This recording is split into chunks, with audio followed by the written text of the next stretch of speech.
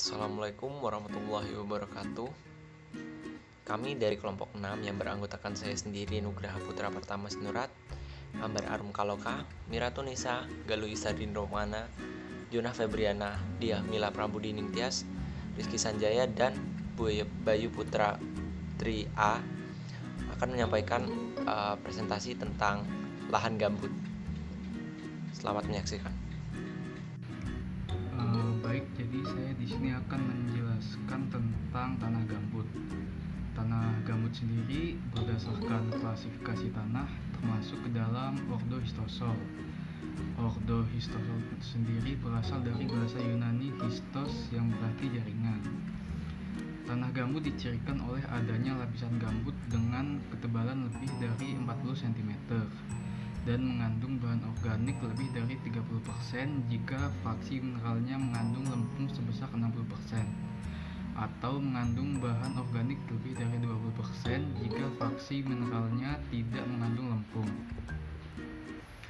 Nah, lahan gambut sendiri terbentuk dari timbunan sisa-sisa bahan tanaman yang telah mati, baik yang sudah lapuk ataupun yang belum lapuk.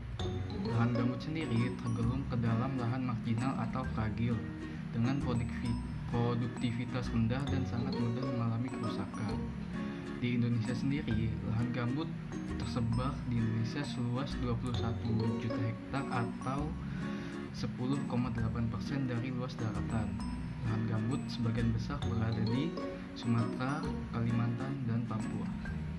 Gambut merupakan lahan marginal untuk pertanian karena satu, kesuburan yang rendah, yang kedua bersifat sangat masam, yang ketiga kapasitas tukar kationnya tinggi, yang keempat kejenuhan basanya rendah, yang kelima kandungan unsur kalium, kalsium, magnesium, fosfor, dan unsur mikro seperti Cu, Zn, Mn, B kandungannya rendah. Selanjutnya yaitu pembentukan lahan gambut. Pembentukan gambut di wilayah tropika bermula dari adanya genangan di daerah rawa, danau maupun cekungan yang didukung oleh curah hujan yang tinggi, sehingga proses pencucian basa-basa dan pemasaman tanah berlangsung intensif diikuti dengan penurunan aktivitas jasa trenik perombakan bahan organik. Gambut yang terbentuk di daerah rawa belakang sungai terisi oleh limpasan air sungai yang membawa bahan erosi dari hulunya, sehingga timbunan gambut bercampur dengan bahan mineral disebut gambut topogen yang biasanya relatif subur. Akibat proses pembentukan biomasa dari sisa tumbuhan setempat lebih cepat dari proses perombakannya, maka terbentuklah lapisan bahan organik dari waktu ke waktu. Selanjutnya, secara umum proses pembentukan lahan gambut meliputi yang pertama, transformasi, yaitu proses pembentukan biomasa dengan dukungan nutrisi terlarut air, udara, dan radiasi matahari. Kemudian yang kedua adalah translokasi, yaitu proses pemindahan bahan oleh gerakan air dari tempat yang tinggi ke tempat yang lebih rendah dan dipengaruhi oleh gerakan angin atau udara akibat perbedaan tekanan. Selanjutnya adalah laju pembentukan lahan gambut yang dipengaruhi oleh beberapa faktor. Yang pertama adalah sumber dan neraca air. Kedua, kandungan mineral yang ada dalam air. Yang ketiga adalah iklim yang melatih curah hujan, suhu, dan kelembapan. Yang ketiga merupakan vegetasi, menyangkut kerapatan dan jenis vegetasi. Yang keempat ada pengolahan setelah drainase. Kemudian ada karakteristik tanah gambut sangat berbeda dengan tanah mineral berkaitan dengan sifat kimia dan fisika. Oke, untuk selanjutnya yaitu sifat kimia. Tanah gambut terbentuk dari timbunan bahan organik, sehingga kandungan karbon pada tanah gambut sangat besar. Fraksi organik tanah gambut di Indonesia lebih dari 95%, kurang dari 5% sisanya adalah fraksi anorganik. Kemudian, tanah gambut di Indonesia sebagian besar bereaksi masam hingga sangat masam dengan kandungan pH kurang dari 4,0. Tingkat kemasaman tanah gambut berhubungan erat dengan kandungan asam-asam organik. Kandungan kation seperti Ca, Mg, K, dan Na sangat rendah, terutama pada gambut yang tebal. Semakin tebal gambut, basa-basa yang dikandungnya semakin rendah, dan reaksi tanah menjadi semakin masam. Yang kedua yaitu sifat fisika. Pada tanah gambut, memiliki kadar air berkisar 100 hingga 1300% dari berat keringnya. Artinya bahwa gambut mampu menyerap air sampai dengan 13 kali bobotnya, sehingga gambut dikatakan bersifat hidrofilik. Kadar air yang tinggi menyebabkan BD menjadi rendah, gambut menjadi lembek, dan daya menahan bebannya rendah.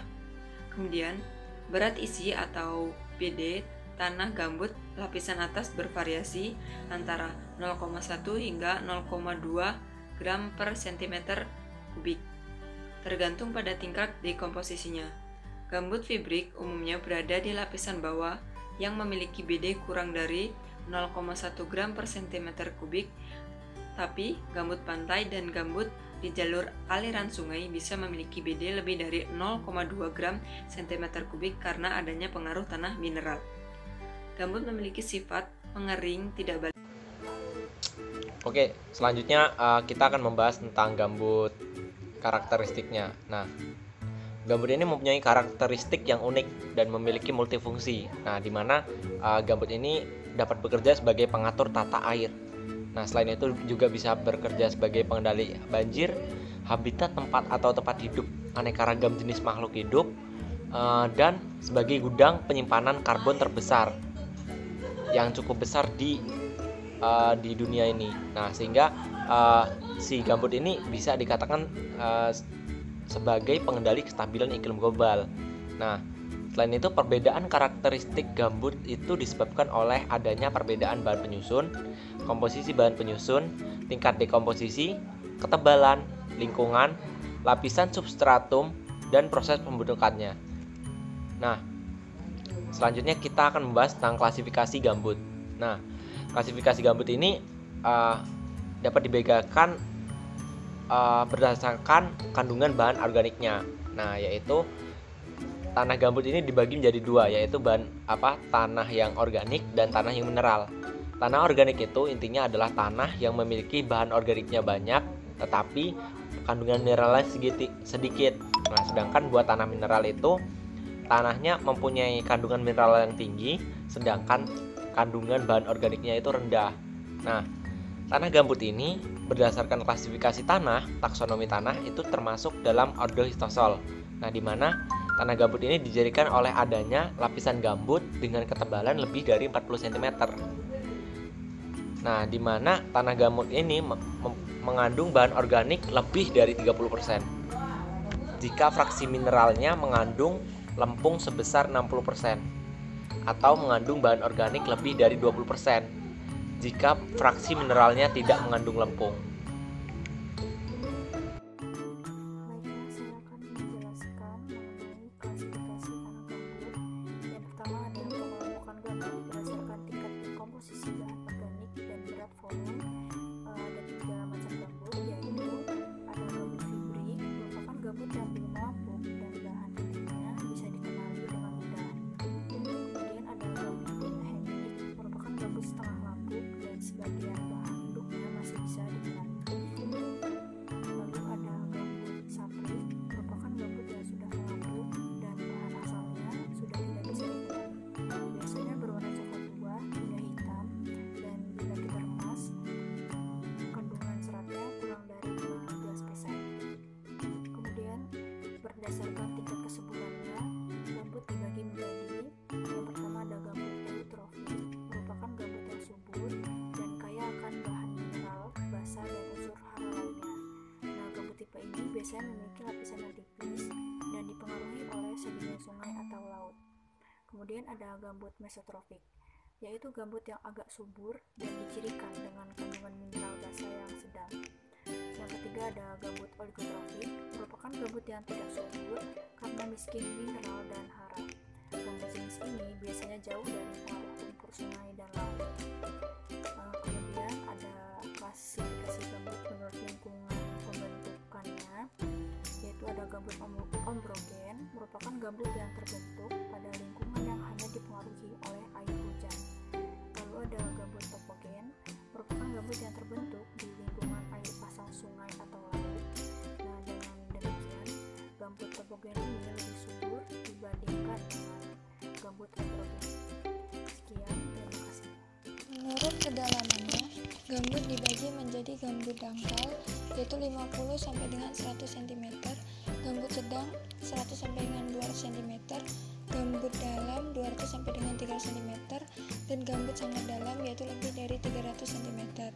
Kemudian menurut lokasinya, gambut dibagi menjadi gambut pantai yaitu terbentuk dekat pantai dan dipengaruhi pasang laut, gambut pedalaman yaitu gambut yang hanya dipengaruhi oleh air hujan karena jauh dari laut. Kemudian gambut transisi yaitu gambut yang terbentuk di antara kedua wilayah tersebut. Kemudian masalah dan upaya yang dapat dilakukan, yaitu masalahnya status hara makro dan mikro yang rendah, kemasaman tanah dan kandungan asam-asam organik, kemudian tata air yang buruk. Kemudian solusi yang dapat dilakukan yaitu dengan cara pemupukan, pemberian amelioran, dan pengaturan muka air tanah. Kemudian pemupukan yaitu dapat mempercepat proses dekomposisi lahan gambut, di mana pemupukan pada lahan gambut itu diperlukan karena gambut sangat miskin mineral dan hara yang diperlukan tanaman. Jenis pupuk yang diperlukan pada lahan gambut adalah pupuk lengkap terutama yang mengandung N, P, K, Ca, Mg, dan unsur mikro yaitu Cu, Zn, dan B. Kemudian daya pegang atau suppression power hara tanah pada lahan gambut yaitu rendah. Oleh karenanya pemupukan pada lahan gambut harus dilakukan secara bertahap pada takaran rendah agar pupuk tidak terbuang percuma karena tercuci. Kemudian penggunaan pupuk fosfat alam dan bukan secara slow. Yang kedua adalah pemberian amelioran. Ameliorasi lahan gambut dapat dilakukan dengan menggunakan amelioran atau pembenah tanah. Bahan-bahan tersebut dapat berupa soil conditioner untuk memperbaiki struktur tanah, kapur pertanian atau abu cangkang sawit atau ACS untuk memperbaiki sifat kimia atau fisik gambut. Penggunaan amelioran pada lahan gambut diharapkan dapat mengelola kemasaman tanah, asam-asam organik beracun, hara makro NPK rendah, dan kejenuhan basah rendah. Melalui upaya perbaikan terhadap hal-hal tersebut dengan menggunakan amelioran, diharapkan dapat membuat media perakaran tanaman menjadi lebih baik. Yang ketiga, yaitu pengaturan muka air tanah. Upaya untuk menurunkan muka air tanah sangat diperlukan untuk menjaga kondisi media perakaran tetap dalam kondisi aerob, sehingga akar tanaman cukup mendapatkan oksigen. Salah satu komponen penting dalam pengaturan tata air lahan gambut adalah pembuatan pintu air atau kanal blocking di setiap saluran. Pembuatan saluran, pintu air, dan kanal blocking di lahan gambut ditujukan untuk menghindari perubahan kondisi lahan yang drastis seperti pengeringan. Terima kasih atas perhatiannya. Kami mohon maaf jika ada kesalahan dan kehilafan dalam penyampaian video ini, dan semoga ilmu yang kami sampaikan dapat dipahami oleh para audiens. Saya tutup. Wabillahi taufiq wal hidayah. Wassalamualaikum warahmatullahi wabarakatuh.